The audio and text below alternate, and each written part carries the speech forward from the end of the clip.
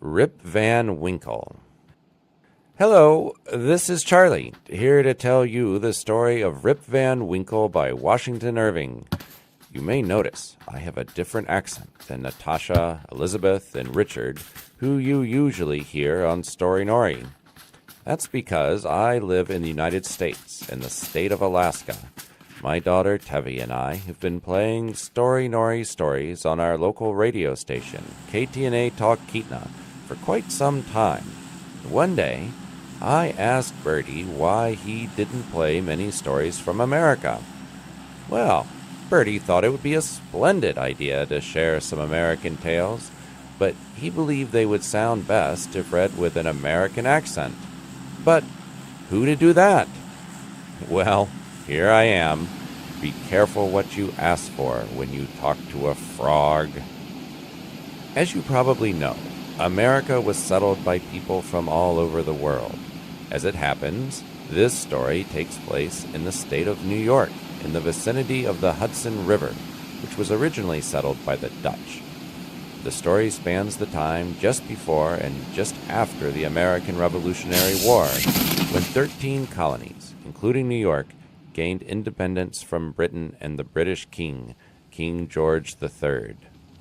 The story has something in common with Sleeping Beauty, only Rip Van Winkle is not such a beauty. It was a time when many things changed, and many other things stayed more or less the same. Whoever has made a voyage up the Hudson must remember the Catskill Mountains.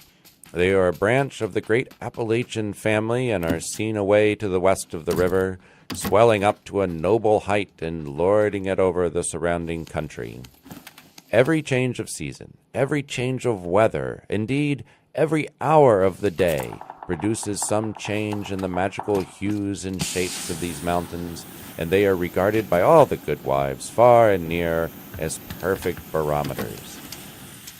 At the foot of these fairy mountains, the traveler may have seen the light smoke curling up from a village, whose shingle roofs gleam among the trees just where the blue tints of the upland melt away into the fresh green of the nearer landscape.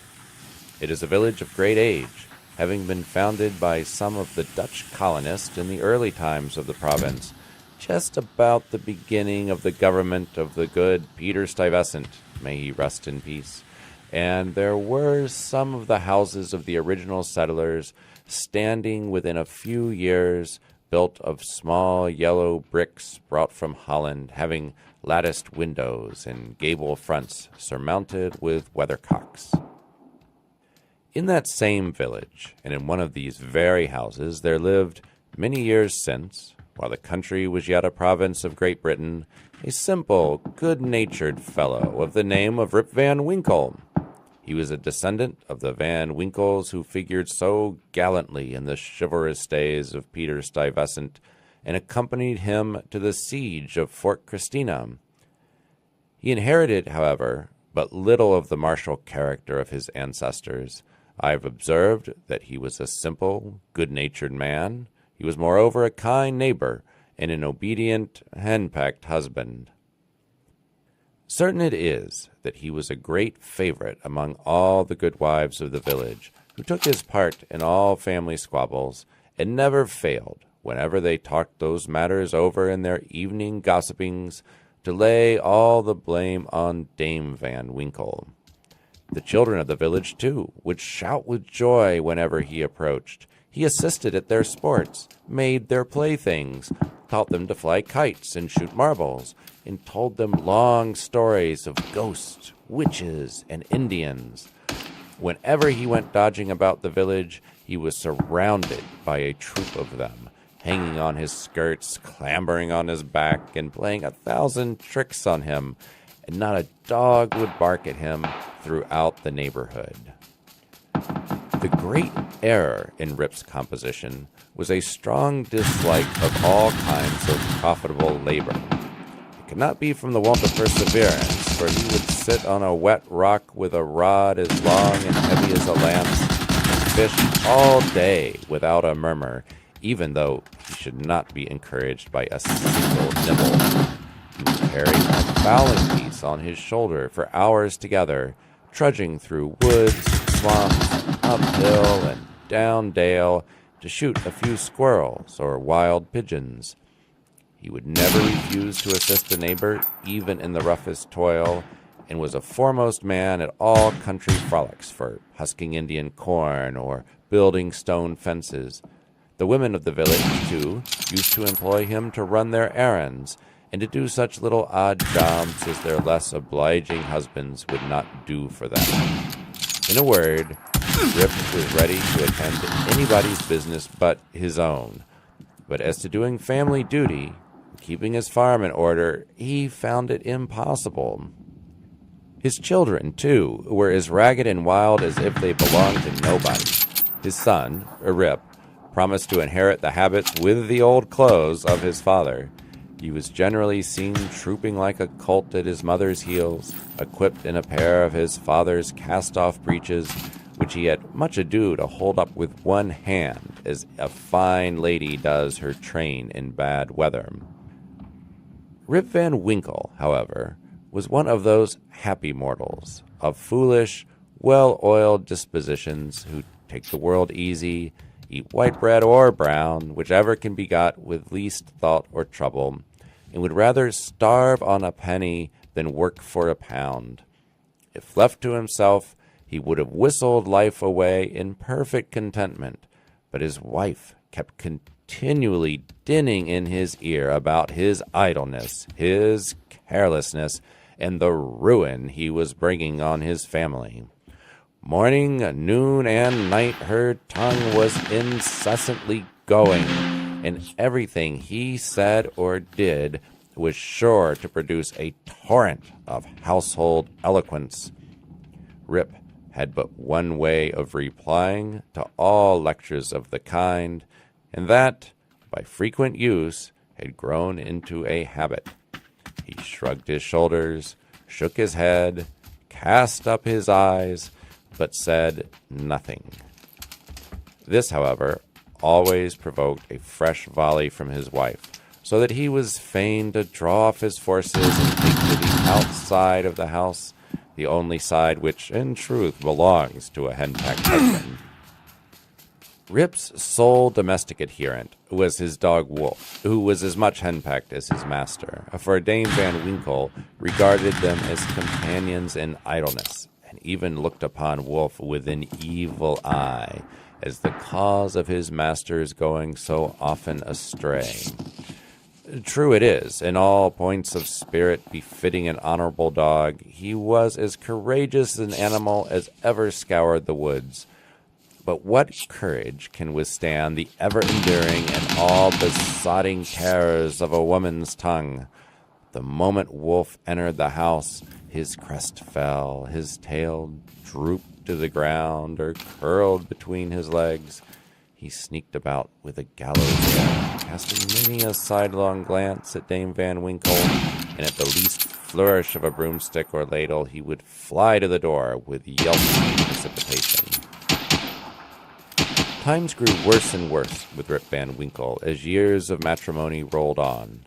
A tart temper never mellows with age, and a sharp tongue is the only edged tool that grows keener with constant use.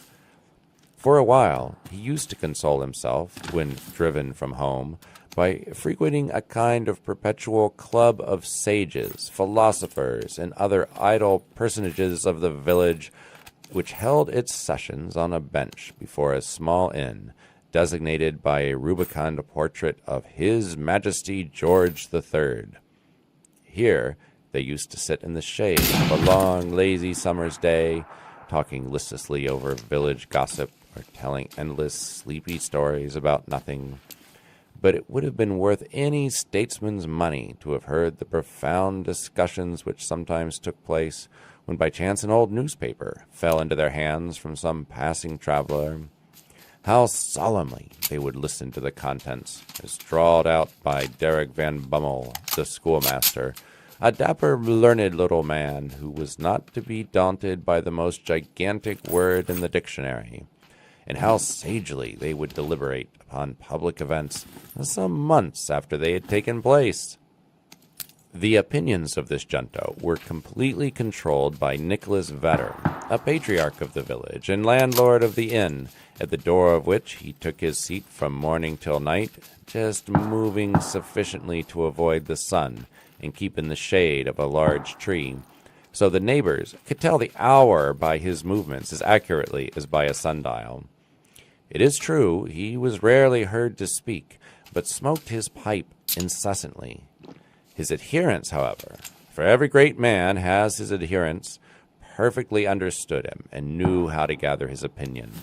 When anything that was read or related displeased him, he was observed to smoke his pipe vehemently and to send forth short, frequent, and angry puffs. But when pleased, he would inhale the smoke slowly and tranquilly, and emit it in light and placid clouds, and sometimes taking the pipe from his mouth and letting the fragrant vapor curl about his nose, would nod his head in approbation. From even this stronghold, the unlucky Rip was at length routed by his termagant wife, who would suddenly break in upon the tranquillity of the assemblage and call the members all to naught. Nor was that august personage, Nicholas Vetter himself, sacred from the daring tongue of this terrible virago, who charged him with encouraging her husband in habits of idleness.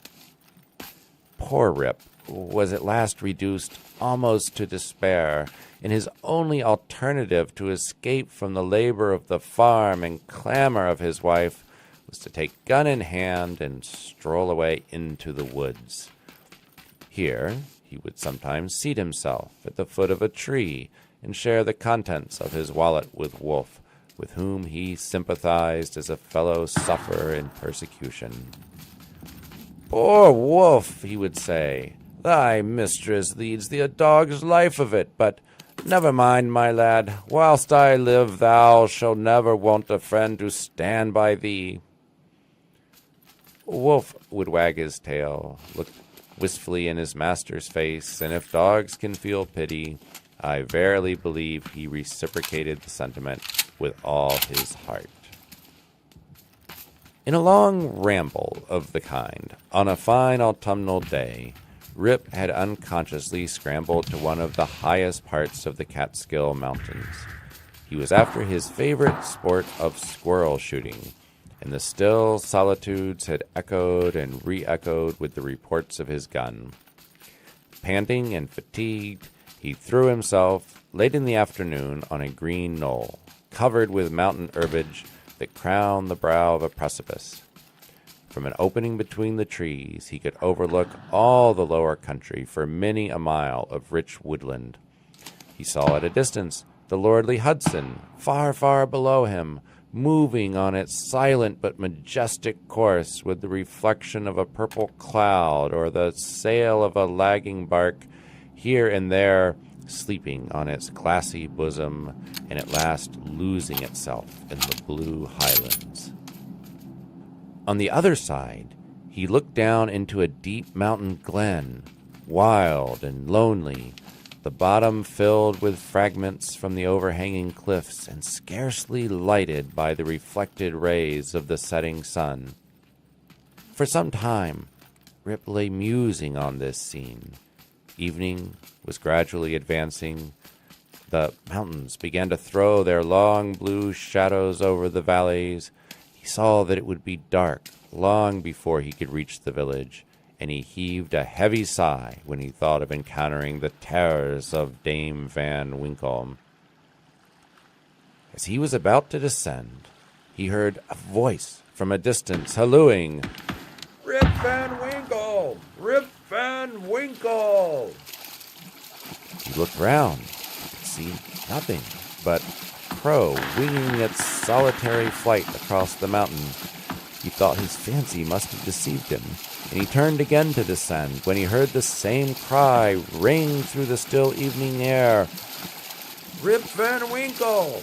Rip Van Winkle!" At the same time, Wolf bristled up his back, and giving a low growl, skulked to his master's side, looking fearfully down into the glen. Rip now felt a vague apprehension stealing over him, He looked anxiously in the same direction and perceived a strange figure slowly toiling